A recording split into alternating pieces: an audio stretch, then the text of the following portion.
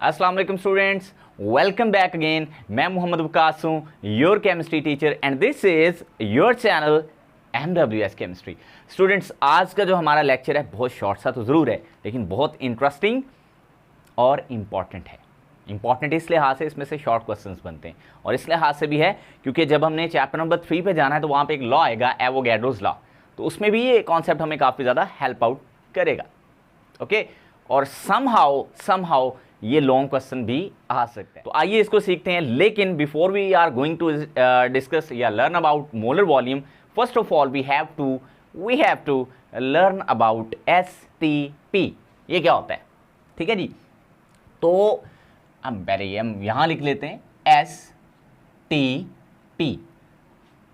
अब इससे मुराद, अच्छा एक और बड़ी इंपॉर्टेंट बात जो मैं आपको लेक्चर के शुरू में बता दूं, this concept which is molar volume only applicable to gases, not for liquids, not for solids. Alright, so आपने इस कॉन्सेप्ट को सिर्फ गैसेस के लिए समझना है। तो स्टैंडर्ड, एस से मुराद हमारे पास क्या है जी? स्टैंडर्ड। और जो टी है इससे मुराद हमारा टेम्परेचर है, और जो हमारे पास क्या है पी, इससे मुराद यहाँ पे प्रेशर है। सर ये क्या होता है? ओके, अब मैं आपको बताता हूँ। जो हम स्टैंडर्ड टेम्परेचर, स्टैंडर्ड तो बुनियादी जो भी हम बेसिकली जो हम ले रहे हैं वो टेम्परेचर और प्रेशर ले रहे हैं फॉर गैसेस, वो कितना होता है? जो हम गैसेस के लिए जो हम स्टैंडर्ड टेम्परेचर मानते हैं वो होता है 0 डिग्री सेंटीग्रेड। 0 डिग्री सेंटीग्रेड, और अगर इसको केल्विन में लिखें तो ये 273 केल्विन बनेगा।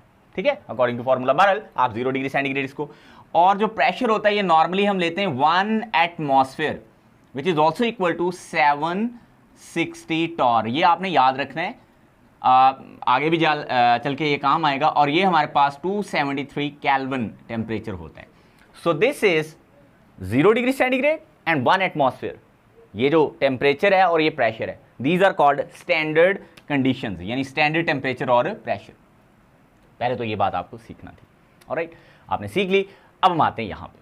ठीक है, ये चीज़, इसके साथ एक और भी चीज़ ज़रूरी है, वो सच याद आ गया मुझे। STP के साथ साथ हमें आइडियल गैसेस के लिए भी थोड़ा सा इसका भी पता होना चाहिए, आइडियल गैसेस का। अच्छा, ये आइडियल गैसेस क्या होती हैं?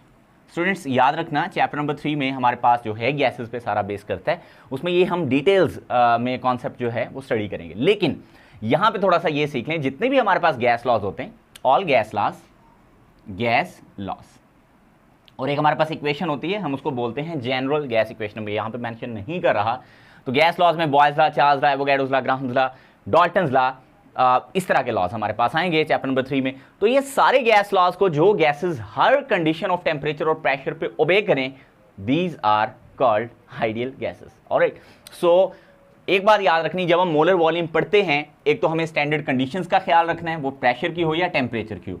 दूसरा में ये ख्याल रखना है ये आइडियल गैसेस हों, एंड तीसरा ये ख्याल रखना है, वो मैं आपको शुरू में भी बता चुका हूं कि ये हम सिर्फ गैसेस के लिए अप्लाई करते हैं। ऑलराइट, चलिए जी, अब हम एबल हो चुके हैं इस चीज को डिफाइन करने के लिए। अब मोल का कॉन्सेप्ट आपके सामने है, एवोगैड्रोस नंबर का कॉन्सेप्ट आपके सामने, तो उसी को हम यूटिलाइज यहां पे करेंगे। तो हम लिखेंगे 1 मोल of any, 1 mole of any ideal gas, 1 mole of any ideal gas at STP contain क्या contain करती है? 22.414 डेसीमीटर क्यूब। ये इतना भी होता है, ये मैं सारा कुछ आपको बताता हूं, centimetre cube volume, which is called, इसी वॉल्यूम को, ये जो हम मेंशन कर रहे हैं, which is called molar volume, और इसको हम क्या बोलते हैं? मोलर वॉल्यूम बोलते हैं जी। स्टूडेंट्स, अब हम एग्जांपल्स की तरफ मूव करते हैं, और आपने जितने भी एग्जांपल्स देनी है वो आपने गैसेस वाली ही यहां पे देनी है। मसलन मैं यहां पे लिख लेता हूं 1 मोल ऑफ चलें हाइड्रोजन गैस ले लें, ये गैस होती है, और स्टैंडर्ड कंडीशंस पे हम इसको ले रहे हैं। इसका जो हमारे पास वेट आएगा वो इतने ग्राम होगा, that is equal to 6.02 into 10⁻23 molecules, gas के अंदर मॉलिक्यूल्स होते हैं तो ये, और इसमें वॉल्यूम कितना होगा 22.414 डेसीमीटर क्यूब। इस पर भी मैं आता हूँ, आपको ये डेसीमीटर क्यूब वाला सारा समझा देता हूँ क्या होता है ये। एग्जाम्पल पहले ले लेते हैं, और एग्जाम्पल ले लें, like we have 1 mole of, चले यहाँ पे आप मीथेन ले लें, CH4 होती है, and that is equal to 16 grams, क्योंकि कार्बन का एटॉमिक वेट 12 होता है और 4 हाइड्रोजन्स का 4 होगा। तो इसमें भी मॉलिक्यूल्स जो होंगे वो एवोगैड्रोस नंबर ही के बराबर होंगे, बिकॉज प्रीवियस कॉन्सेप्ट में ये हम चीज़ सीख चुके हैं कि हमारे पास 1 मोल में एवोगैड्रोस नंबर ऑफ पार्टिकल्स होते हैं, तो यहाँ पे मॉलिक्यूल्स हैं बिकॉज गैस के मॉलिक्यूल्स होते हैं। तो 22.414 decimetre cube, again this volume for the same for the different gas which is methane, पहले में हमने हाइड्रोजन ली थी। नेक्स्ट हम एक और एग्जांपल ले लेते हैं, 1 मोल ऑफ CO2। इसमें ना ये जब मैं आपको एग्जांपल दे रहा हूँ, इसमें काफ़ी क्वेश्चंस हैं जो एक्सरसाइज से कोरिलेट करते हैं, वो भी साथ में मैं आपको क्लियर कर देता हूँ और आपको बता भी देता हूँ इसमें से शॉर्ट क्वेश्चन बनते कैसे, ठीक है जी। अच्छा, CO2 का 44 ग्राम्स होंगे हमारे पास, that is equal to 6.02 into 10⁻23 molecules again, and we have this same volume 22.414 decimetre cube. आगे भी कोई और एग्जांपल ले लें, 1 मोल ऑफ, चलें यहाँ पे हम CO या कोई भी और गैस जो भी आप यहाँ पे चूज करना चाहते हैं, चले CO कर लेते हैं आखिरी चौथी एग्जांपल में। सो कार्बन का हमारे पास 12 होता है, ऑक्सीजन का हमारे पास 16 होता है, एटम का O2 हो तो 32 होता है, ठीक है। तो 12 और ये 16 कितने हो जाएंगे, तो ऑब्वियसली ये 28 बनेंगे, क्लियर। और यहाँ पे आ जाएगा हमारे पास 6.02 into 10⁻23 molecules again, and we have this same volume 22.414 decimetre cube, like ये हमारे पास। अच्छा, पेपर में पहला शॉर्ट क्वेश्चन यूं आता है कि define molar volume with some examples. So we have this definition for this molar volume, और फिर ये हम ऐसे इसको लिख लेंगे, क्लियर हो गया। अच्छा जी, अब अगली बात पे आता हूं मैं, ये तो एक क्वेश्चन हो गया, वो बात समझाने से पहले मैं आपको डेसीमीटर क्यूब वाला आपके लिए वो क्लियर कर दूं, ठीक है, कि कैसे 22.414 डेसीमीटर क्यूब और कैसे 22.414 सेंटीमीटर क्यूब होता है। अब आपने एक बात याद रखनी है, जो हमारे पास 1 मीटर होता है ना, that is equal to 10 decimetre. 1 metre is equal to, ये लेंथ होती है, that is equal to 10 decimetre. Decimetre छोटा पैमाना है हमारे पास, छोटा स्केल है, तो ये ज़्यादा होंगे, और 1 मीटर में 10 डेसीमीटर होंगे। अगर मैं यहाँ से आपसे ये पूछूं कि 1 मीटर क्यूब में डेसीमीटर क्यूब कितने होंगे, तो अक्सर स्टूडेंट्स क्या देते हैं कि सर बहुत सारे स्टूडेंट्स क्या देते हैं कि सर 10 डेसीमीटर क्यूब होंगे। ऐसा नहीं है, हमने किया क्या है, हमने अगर इधर क्यूब किया ना तो फिर ये क्यूब बना है, तो 10 का भी क्यूब लेंगे, 10 का जब आप क्यूब करोगे तो फिर ये हमारे पास 10 multiplies by 10 multiplies by 10, that is equal to 1000। So we have 1000 decimetre cube in 1 metre cube. Sir ये 1 मीटर क्यूब कितना होता है, अब ये ज़रा सोचिएगा आप, मैं आपको थोड़ा इसको कॉन्सेप्चुअली क्लियर करता हूँ, ठीक है।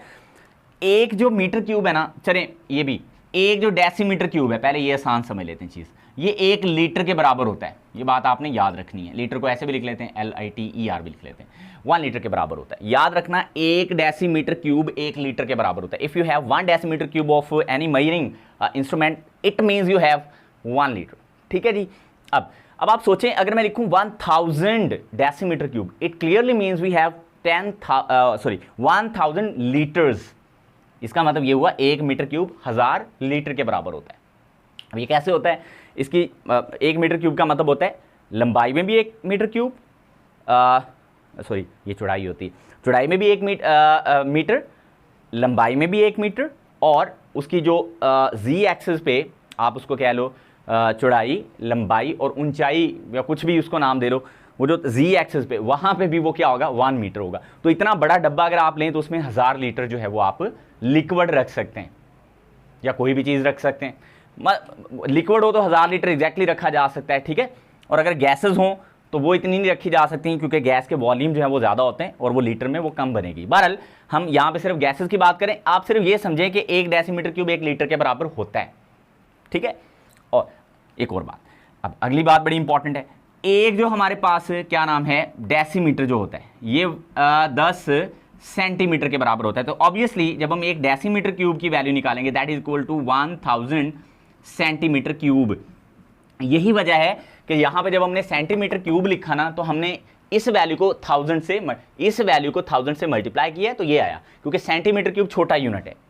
क्लियर हो गया। और याद रखना अगर हमारे पास किसी चीज़ में लिखो ना 1 centimetre cube, it means 1 millilitre होता है, ये भी याद रखना। 1 मिलीलीटर, इसको छोटा एल भी लिख लेते हैं, 1 millilitre that is equal to 1 centimetre cube that is equal to 1 millilitre, इसको ऐसे भी लिख लेते हैं। ठीक है, दोनों तरह ठीक है। I hope you understand. तो ये तो थी चीज़ें कुछ एक्स्ट्रा जो आपके लिए नॉलेज में इजाफा कर सकती हैं। अब हम असल बात पे आते हैं। असल बात आखिर में ये है कि जो आप यहाँ पे चीज़ ऑब्जर्व भी कर रहे हो, ठीक है, आपको नज़र भी आ रही होगी कैसे। देखो यहाँ जो हाइड्रोजन है हमारे पास, ये कितने ग्राम है? 2 ग्राम। इसमें भी मॉलिक्यूल इतने हैं। ये 16 ग्राम है, इसमें भी इतने मॉलिक्यूल है। ये 40 ग्राम है, इसमें भी इतने मॉलिक्यूल है। ये 2.5 ग्राम है, ये ग्राम में लिखना मैं भूल गया, तो इसमें भी मॉलिक्यूल इतने हैं। अब बस असल में मसला ये है हम नंबर की बात करें। सो नंबर हमारे पास कांस्टेंट है, एवोगैड्रो नंबर। मसलन अब 2 ग्राम हाइड्रोजन में क्यों इतने हैं और 44 ग्राम में भी इतने हैं? क्योंकि ये मॉलिक्यूल बड़े बड़े हैं लेकिन तादाद में इतने ही हैं, ये मॉलिक्यूल थोड़े छोटे छोटे हैं, तादाद में इतने। तो सर फिर इनका वॉल्यूम डिफरेंट होना चाहिए, क्योंकि जो बड़े मॉलिक्यूल हैं उनको ज़्यादा वॉल्यूम घेरना चाहिए और जो छोटे मॉलिक्यूल हैं उनको कम वॉल्यूम में होना चाहिए। अब ये बड़ी इंटरेस्टिंग बात है, लेकिन ऐसा होता नहीं है, क्योंकि जब हम गैसेस को आइडियल सिचुएशन में लेते हैं ना, अब इस बात को आपने गौर से समझना है। देखें एक गैस का मॉलिक्यूल दूसरे गैस के मॉलिक्यूल से इतना दूर होता है, यहाँ पे मैं बना नहीं सकता, कि इसके अंदर इस तरह के 300 मॉलिक्यूल पैक हो सकते हैं। कितने? ये लिक्विड्स में तो मॉलिक्यूल करीब करीब होते हैं, सॉलिड्स में भी मॉलिक्यूल करीब करीब होते हैं, बिल्कुल साथ जुड़े होते हैं, लेकिन गैसेस में 2 मॉलिक्यूल्स के दरमियान इतना फासला होता है कि वहाँ मजीद 300 मॉलिक्यूल आ सकते हैं, यानी 300। तो यूं आप कह सकते हो कि गैस के जो मॉलिक्यूल्स होते हैं उनके अंदर 300 टाइम्स डिस्टेंस होता है कंपैरेटिव टू देयर साइजेस। सो अगर इनके साइज बड़े भी हो जाएं या वजन ज़्यादा भी हो जाए एक एक मॉलिक्यूल का, तो ऑलमोस्ट जो इन्होंने वॉल्यूम कवर करना है ना, वॉल्यूम कवर करना है वो तकरीबन उतना ही है। देखो छोटे मॉलिक्यूल हैं फिर भी इतनी जगह घेर के बैठे हुए हैं अंदाजन, है ना, और अगर बड़े मॉलिक्यूल हैं तो भी उतनी ही जगह घेर के यहाँ पे वो मौजूद हैं। तो इट क्लियरली मीन्स कि जो हमारे पास साइजेस हैं एंड मैसेज हैं do not affect the volume of ideal gases. ये लिख लें, sizes and masses do not affect the volume of ideal gases because there is 300 times more distance comparative to the sizes of the gas molecules. So that is why sizes and masses do not affect the volume of ideal gases. I hope you pick my point. Another question from exercise वो ये है कि आपके पास 2 gram hydrogen है ना, आपके पास 16 ग्राम methane है और आपके पास 44 ग्राम्स कार्बन डाइऑक्साइड है। तो तीनों के मैसेज डिफरेंट हैं but all 3 gases have same volume. The answer is same as I have given, I have elaborated here. Understand? इस क्वेश्चन का सेम आंसर है, लेकिन आपने ये एग्जांपल्स के तौर पे जब ये क्वेश्चन आएगा ये लाजमी कोट करना है। ये जो एक्सरसाइज वाला क्वेश्चन है जिसमें ये पूछा गया है कि हाइड्रोजन 2 ग्राम, मीथेन 16 ग्राम, कार्बन डाइऑक्साइड 44 ग्राम, इन सब का वॉल्यूम इतना क्यों होता है, बराबर क्यों होता है, हालांकि सबके मैसेज डिफरेंट है, साइजेस डिफरेंट। तो आंसर वही आ जाएगा, यही वाला 300 टाइम्स। ठीक है, और ये आपके बुक में लास्ट वाला जो पैराग्राफ है यही लिखा हुआ है। अब हम जल्दी से, गर्मी बहुत ज़्यादा है, ठीक है, तो पसीना भी आ रहा है, उसकी वजह यहाँ पे एयर कंडीशनर सहूलत, वो एयर कंडीशनर रूम नहीं है ये। तो अब करना क्या है, मैंने ये है कि अब मैंने आपको एग्जाम्पल नंबर 10 समझानी है, फिर ये टॉपिक हमारा क्लियर हो जाएगा।